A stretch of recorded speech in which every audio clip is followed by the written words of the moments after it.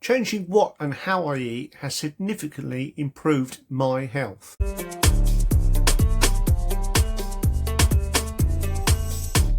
Hi folks, and welcome again to Peace Unplugged, the podcast that focuses on your health and well-being.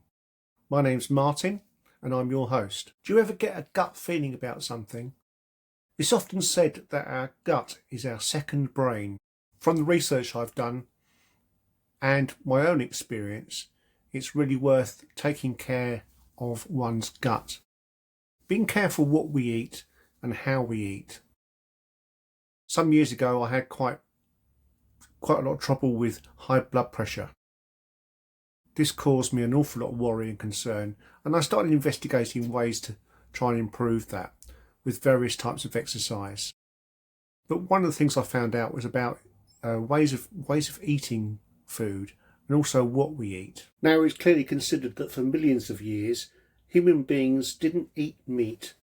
They were more herbivores, more gatherers than hunters. It's thought human beings didn't have the skills or the tools to actually start killing animals to eat meat. Let's consider perhaps that as humans in those early days we were much more in tune with the nature of the planet. Now fast forward, it seems human beings got a little bit more clever and started to learn techniques such as farming and growing food. So here I am making some challenging suggestions to all of us. But when I do this, I particularly speak to myself.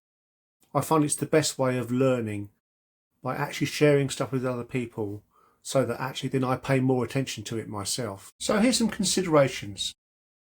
Have you ever considered a pescatarian diet?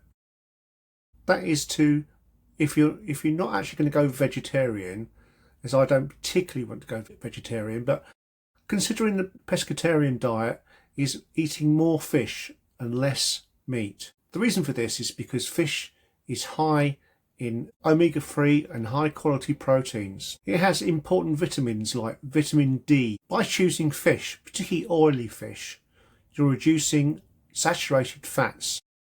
That's better than choosing red meat. We often find that in our Western society we tend to eat our meals like roast dinners, all mixed together, just tucking into whatever comes first, and we often aim for probably what's most tasty, which is the meat first.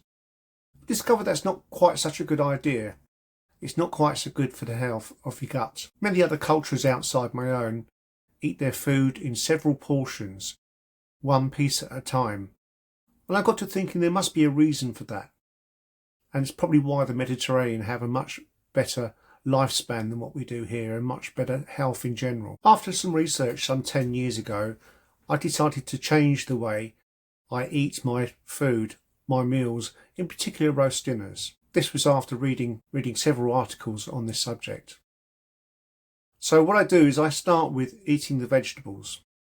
So why, you ask, why would you choose to eat the vegetables first? Eating the vegetables first simply lines the stomach and prepares it ready for other foods to come later. This also reduces inflammation of the gut. So it stops bloating.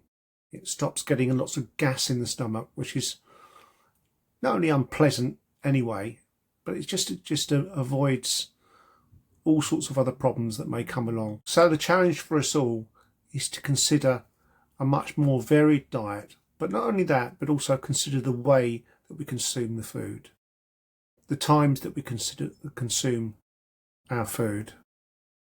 Make a variety of vegetables, fruit, and for those of us that can, nuts that can help balance our diet and help us become much more healthier than what we are currently. And also, where we can, avoid processed foods, because the processed foods are stripped of those nutrients that are good for us. Okay, thank you for listening to this short little podcast today.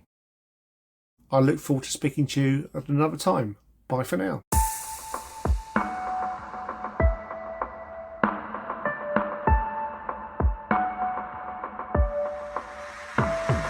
If you enjoyed this podcast, please follow, like and share. Thank you very much. Martin, Peace Unplugged.